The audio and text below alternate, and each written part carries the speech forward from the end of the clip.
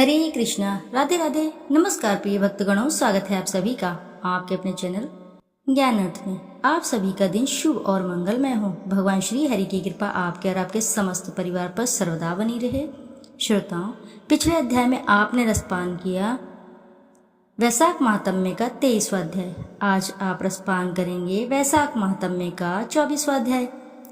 सुतदेव जी बोले, हे राजन, इस सब पुण्यवर्धिनी तिथियों में वैशाख मास में शुक्ल पक्ष की द्वादशी संपूर्ण पापों को नाश करने वाली है। जिसने इस द्वादशी का सेवन नहीं किया, उसके दान तप और उपोषण व्रत आदि करने से क्या फल है? इष्टापूर्त से क्या फल है? जो गंगा पर ग्रहण के समय सहस्त्र गोदान करने से फल मिलता है, वही फल वैशाख मास में द्वादशी के दिन योग्य ब्राह्मण को अर्पण करने से होता है। गंगा में दुर्भिक्ष के समय प्रतिदिन करोड़ों का भोजन करने से जो फल मिलता है, वही फल द्वादशी के दिन एक को भोजन देने से मिलता है। जो शुक्ल पक्ष की द्वादशी के दिन एक एक चुटकी अन्न योग के लिए देता है, उसे कोटि ब्राह्मण भोजन का फल मिलता है। जो मधु सहित तिल के पात्र का दान द्वादशी के दिन करता है, वह संपूर्ण बंधनों से छूटकर विष्णु लोक को चला जाता है।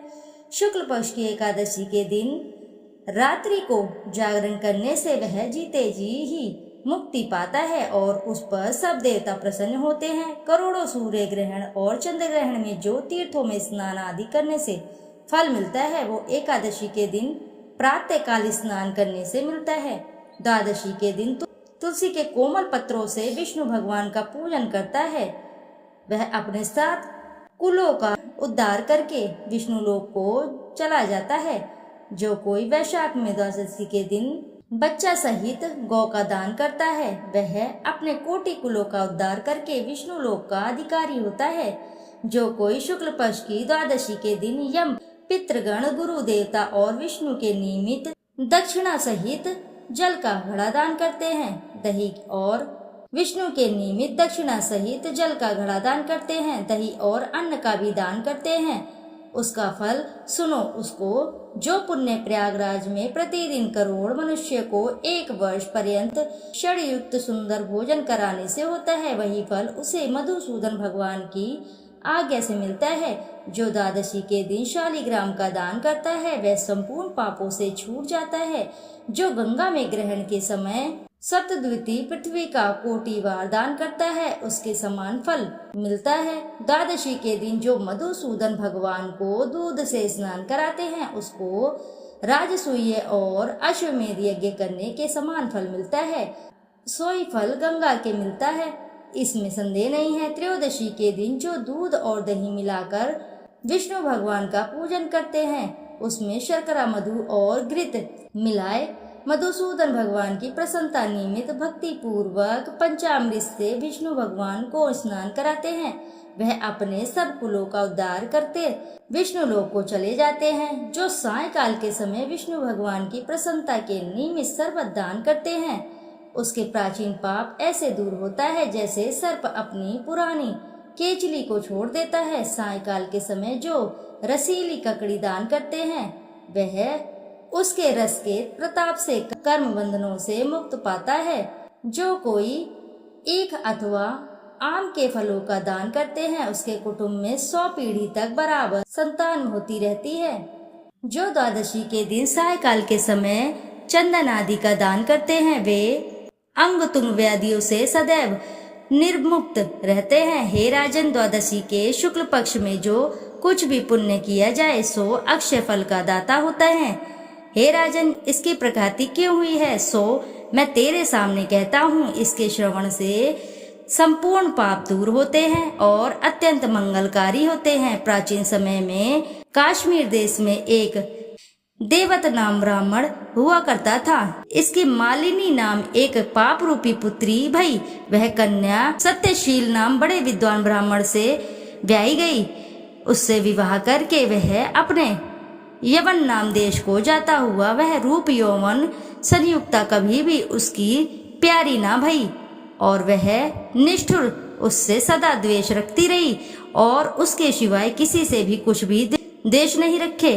उसे अपने पति पर क्रोध कर वशीकरण करने की इच्छा से उन अन्य स्त्रियों से पूछती हुई जिनको पहले से उनके त्याग था। तब वह बोली, तेरा पति वशीभूत हो जाएगा, हमको अच्छी तरह विश्वास है। हमने तो वशीकरण औषध देकर अपने पति वश कर लिए हैं। योगिनी के पास जा वह सुंदर औषध दे देवेगी। तू सोच विचार मत कर, तेरा पति दास के समान हो जाएगा। तब हे राजन, वह उनके वाक्य के अनुसार योगिनी के मंदिर में गई, योगिनी को अत्यंत प्रसन्न करती हुई, और वह दुराचारिणी बहुत शीघ्र ही उस कुटी में पहुंची जहां 100 स्तंभ बने हुए थे। वह कुटी बहुत लंबी चौड़ी कांतिमान थी, जिसके चारों ओर झालदार कपड़ा लगा था, जिनमें गोटा किनारी लगा हुआ था। बड़ी बड़ी दीवारों में चारों ओर सफेदी हो रही थी, दीपक जगत नगर कर रहे थे। ऐसे शोभायमान स्थान में विराजित जो सेवा करने को आए उन्हें देख रही थी और रुद्राक्ष की माला से जप कर रही थी। इस प्रकार योगिनी से उस स्त्री ने प्रार्थना की कि तब वह योगिनी प्रसन्न हुए मन को क्षोभ कराने वाले वशीकरण मंत्र बतलाए। तब उसने नमस्कार कर पांव से हीरा जड़ी हुई अंगूठी जो बड़ी चमक रही थी भेंट की, जिसमें सुंदर सुवर्ण सूर्य की कांति के समान प्रकाश देता थे। इस पांव की अंगूठी को देखकर अत्यंत प्रसन्न होती पति के अपमान से व्यथित हृदय का वृत्तांत जानहित की बात करने लगी।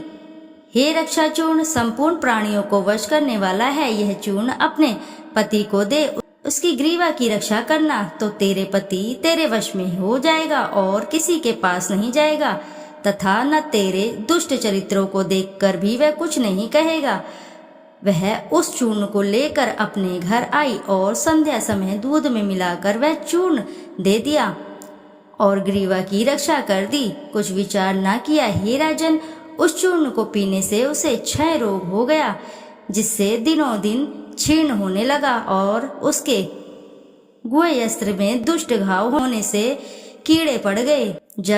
जब कुछ दिन में पति की ऐसी दशा हो गई तो वह दुष्ट पुष्पली इच्छा पूर्वक विचरने लगी। देख तेज क्षीण हो जाने से व्याकुल इंद्री वाला वह पति रात दिन त्राही त्राही पुकारने लगा और बोला, हे शोभने, मैं तेरा दास हूँ, मैं तेरी शरण में हूँ, मेरी रक्षा कर। मैं पर स्त्री की इच्छा नहीं करता। हे राजन, अपने पति की ऐसी वृत्तांत को सुनकर बहुत घबराई और सोचने लगे कि पति जीवित रहेगा तो मैं गहने कपड़े पहनती रहूंगी। ऐसी सोच दौड़कर वह योगिनी के पास गई और उससे बड़ा वृत्तांत कहा।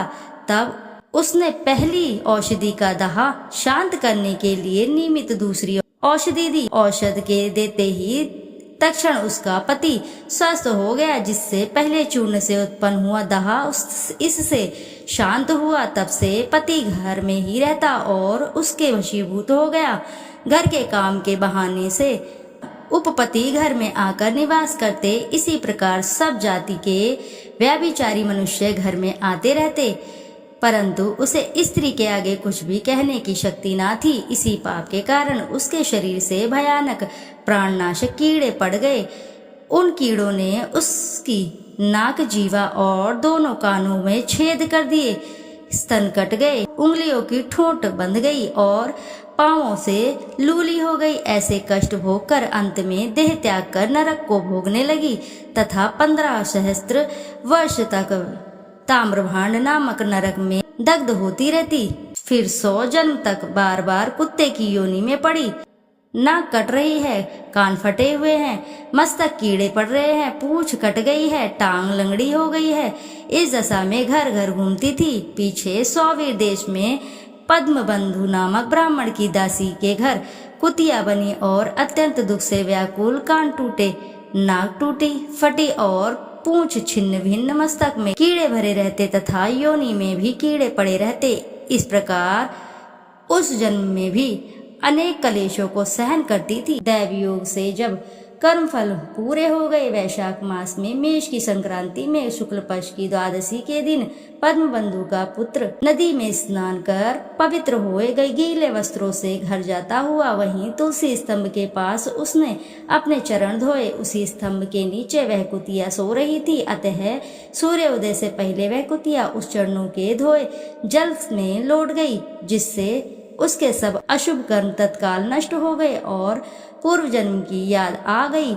अपने पूर्व जन्म के किए हुए कर्मों को सोच सोच कर ताप से व्याकुल होकर विचारी करुण स्वर से त्राही त्राही करने लगी और भय से व्याकुल हो उस मुनि ने अपने कर्मों का वर्णन करने लगी। मैंने